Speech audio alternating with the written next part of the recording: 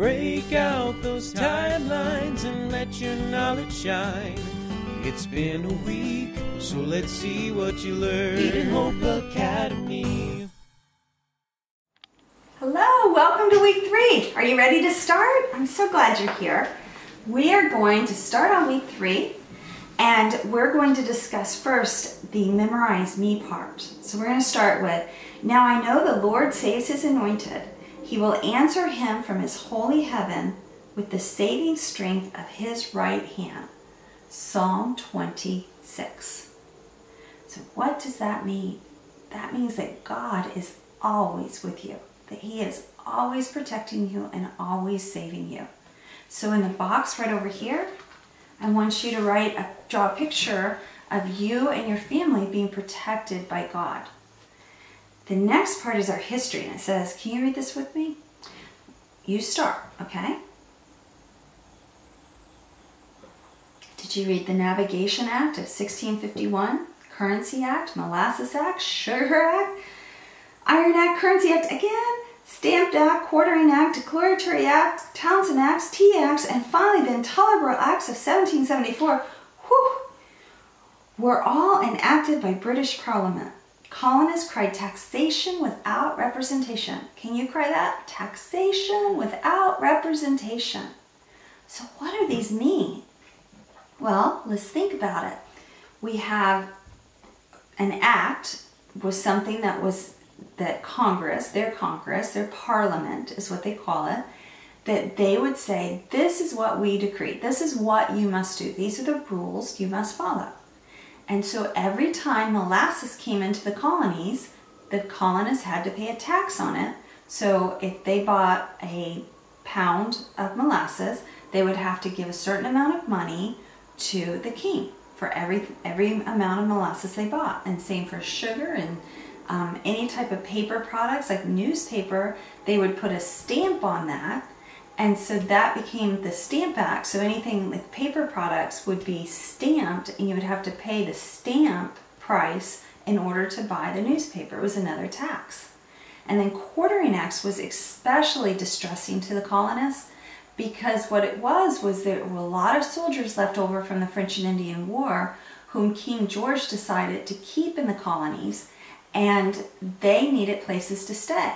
So literally you could be in your house that you built and you paid for with your chickens outside and maybe your goats outside, and you could hear a knock at the door, and it would be a soldier, and he would say, we're going to take over your house and we're going to live here for several months. And they could eat all of your food and drink all of your drinks and use your beds and everything, and they could just take over your entire house, and you got no compensation, no money for it, and you just basically lost the use of your house for a very long period of time. And that was just not okay with many colonists. It probably wouldn't be okay with us today. And so the colonists got very upset about this, and they were crying taxation without representation. We should have people in Parliament who represent us and say our side of the story. But King George did not see it that way, because he had just paid a lot of money for the French and Indian War. And what he was thinking was, these are his colonists. This is part of his land. They need to obey him. And beyond that, he just spent all this money, so they should be the ones to repay him. And that's the way he saw it. So it caused a lot of tension between the two of them. Another thing King George did was, after winning the French and Indian War, he told the colonists that even though he had won all of this land in the Ohio Valley, that they couldn't use it. They were going to stay right where their original boundaries were. And the colonists were growing, and they wanted to really expand westward. And so they did it anyway, against what the king had told them to do. And so you can see with these starting up the tensions that are rising that are going to lead to the war. So next we have Englishman Thomas Newcomen invented the steam engine. And that was so revolutionary, because what used to have taken hours and hours and hours to do was now just taking a very short amount of time. And I have videos right up there if you look from your mom's letter, and they will give you some examples of how steam engines work. And then we're going to make our own steam engine in class this week. And finally we have This is when the Revolutionary War really starts. And what we memorize is the Midnight Ride of Paul Revere, and it's in the wee hours, that means in the very dark, of April 19th. Was anyone born on April 19th? If you were, email me below and let me know, and I'll put it on Facebook if you were born on the Midnight Ride of Paul Revere Day. April 19th, 1775, British General Gage sent regiments of British soldiers to Lexington to capture Sam Adams and John Hancock. Well, we're going to learn in just a minute that Sam Adams was the founder of the Sons of Liberty, and he was in charge of the Boston Tea Party, of dumping a whole bunch of tea into the Boston Harbor. And John Hancock was a wealthy merchant, and he was very instrumental in the Declaration of Independence. He wrote his name really big on the Declaration of Independence.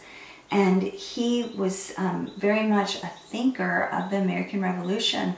And he was therefore sought by King George. And King George would have probably either jailed him or worse, jailed both of them or worse if they'd caught him, if they'd caught them. But he didn't catch him. Do you guys know how? Did you listen to the video or the music? Well, that night, on April 19, 1775, there was a plan that spies would determine how the generals were coming, because they didn't know what day they were coming. They just knew that they were coming. And so they chose to have a plan that they would put lanterns in the North Church of Boston, which is still there today. And if Gage was coming by sea, they would put 2 lanterns up. And so Paul Revere saw this and was woken up, and he knew that they were coming by sea, so he galloped miles and miles and miles through the countryside screaming, "The British are coming." And there were other riders with Paul Revere, but we tend to remember Paul Revere as the person who did that and went and told people what was happening. So, are you a Paul Revere? Would you go out and warn people? I bet you are. So here we have the Boston Tea Party. So we just changed the page. Are you on this page with me? I bet you are. And the Boston Tea Party was started by Sam Adams, and the tea tax had just come in, and the colonists were very upset about this because the tea wasn't even manufactured in England. It was manufactured in India or China. And so the colonists were like, why are we paying English taxes on something that wasn't even manufactured in England? They were not happy about it. And so Sam Adams and his group of people dressed as Mohawk Indians. So they pretended like they were Indians, and they boarded the Beaver, the Dartmouth, and the Eleanor. They were 3 ships. And they dumped 342 chests of tea into the Atlantic Ocean, right at Boston Harbor. And right after they did that, they swept the decks clean because they didn't want to be seen as wild men. They wanted to be seen as respectable colonists dressed like Indians who were destroying property. So yeah, that made sense. But they swept the decks clean. So what I want you to do is draw pictures of the colonists dressed like Indians, and you can even make one person should definitely be sweeping the decks clean, because I just think that's such a funny, peculiar part of that story. So then you have a timeline card. So you have your timeline card ready? So I'm going to write week number 3, and I'm going to use gold pen. Are you guys using fun pens? I'm going to write week number 3, card number 1, right here. Did you guys write that? And I'm going to write Boston Tea Party. And later I'm going to write, I kind of wrote it incorrectly. So I'm not going to show you this. And then I'm going to write the date, and then I'm going to draw a really cool picture of maybe tea boxes or tea crates floating in the Atlantic Ocean.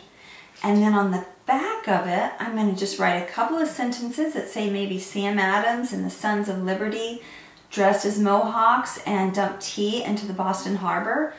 I'll put that on the screen.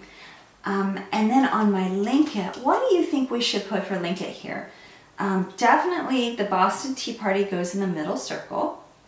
But then I'm definitely going to put Sam Adams, and I'm going to link him directly to Sons of Liberty.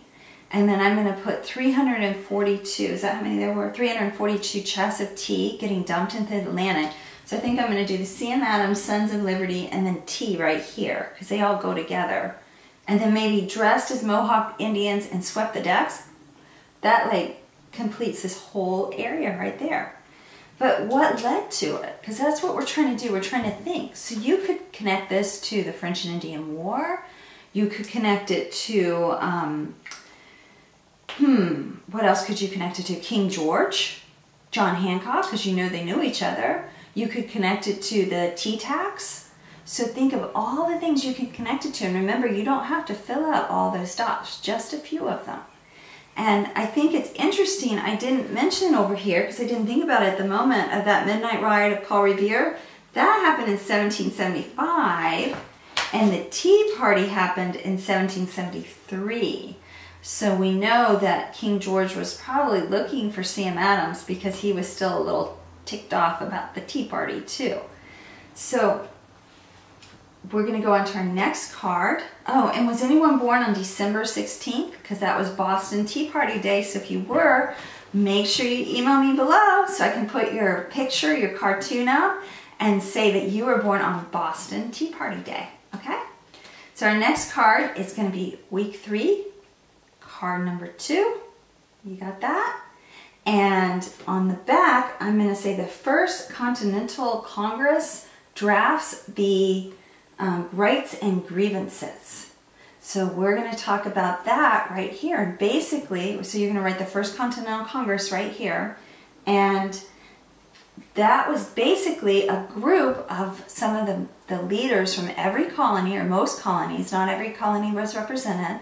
And they met in Philadelphia, Pennsylvania, and they discussed what they felt like King George was doing. And so they drafted this document to tell King George, these are the things that we do not appreciate that you're doing, and this is what we think you should do about it. And so they sent that document to King George. So it was kind of the precursor to the Declaration of Independence. So when we think of any historical thing that happens, we need to remember that there's always something that preceded it. It never just spontaneously generates. An event never just spontaneously happens.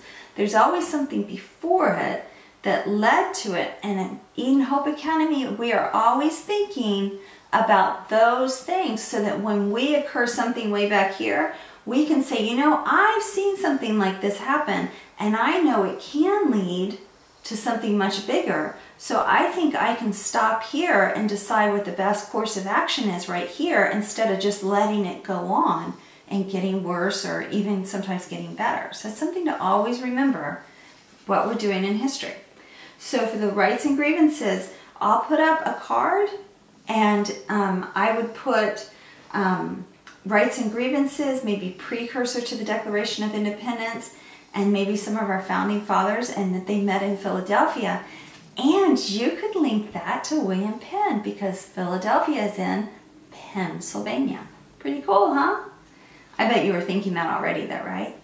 Okay, so our last one is the Battle of Bunker Hill, and that was in 1775. Was anyone born in 1775? No, I don't think so. Now, some of your mamas might have been born in 1975, so ask them if they were.